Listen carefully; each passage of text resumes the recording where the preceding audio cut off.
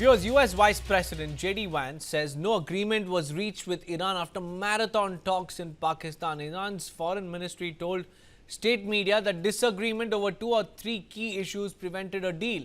Let's listen in to more from my colleague Manish Jha.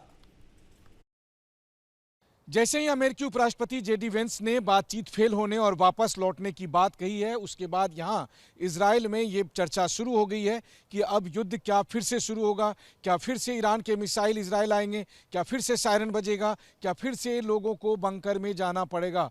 पिछले 3 दिन से कम Israel के लोग इस बात को लेकर राहत की सांस ले रहे थे कि 40 दिन के बाद उनके लिए सुकून के समय आए हैं। लेकिन इस वक्त जबकि बातचीत फेल हो गई है और ये आशंका प्रबल हो गई है कि एक बार फिर से युद्ध शुरू हो सकता है, तो इसकी चर्चा इजराइल में भी काफ़ी हो रही है।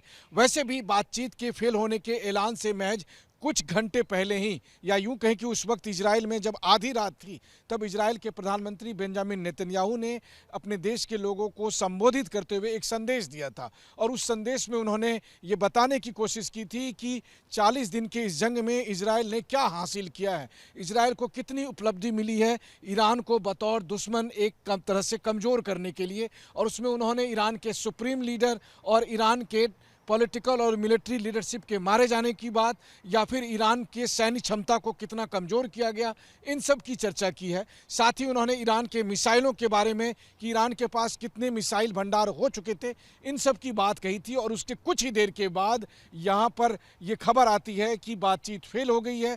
यहाँ इजराइल में लोगों का मानना है कि इजराइल की प्रधानमंत्री को, इजराइल की सरकार को पहले ही पता चल गया था कि ये बातचीत फेल होने जा रही है। यानी इस्लामाबाद में अमेरिका के उपराष्ट्रपति जेडी वांस जब तक ये बताते कि ये बातचीत फेल हुई है, उससे पहले ही इजराइल को पता चल गया था कि ये बातचीत फेल हो रही है और उसी हिसाब से इजराइल में तैयारियां शुरू हो गई है। लेकिन इजराइल के लोग जो कि इस बात से राहत महसूस कर रहे थे कि ये जंग अब शुरू नहीं होगी, अब उनके मन में ये चिंता भी बढ़ गई है कि एक बार फिर ये जंग जब शुरू होगी तो फिर ये जंग ना जाने कब रुकेगी। जाहिर है कि इस वक्त जबकि इजराइल की सेना, इजराइल के एयरफोर्स, जो कि अगर आप देखें तो जिस वक्त बातचीत हो रही थी तब भी वो लेबनान में हिजबुल्लाह के खिलाफ अपनी कार्रवाई को जारी रखे हुए था। और इजराइल के प्रधानमंत्री ने कहा भी कि वो अपने किसी भी हालत में हिजबुल्लाह के खिलाफ कार्रवाई को नहीं रोकेंगे। लेकिन अब जब मसला ईरान का है, उस ईरान का जिसको लेकर इजराइल के प्रधानमंत्री ने कहा कि वो उस ऑक्टोपस का सर है जिसको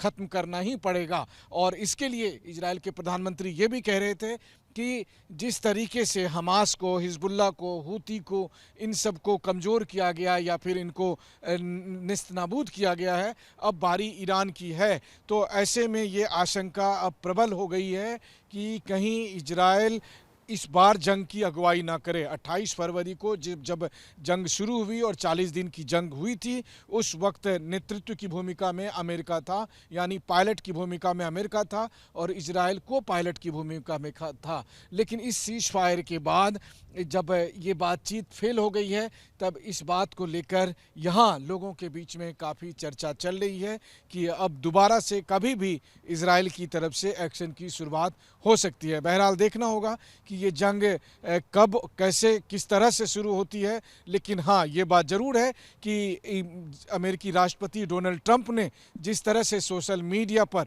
नेवल ब्लॉकेड की बात कही है, उससे ये लग रहा है कि अमेरिका और इजराइल दोनों एक बार फिर जंग के लिए तैयार हो गए हैं और ये कभी भी शुरू हो सकती है।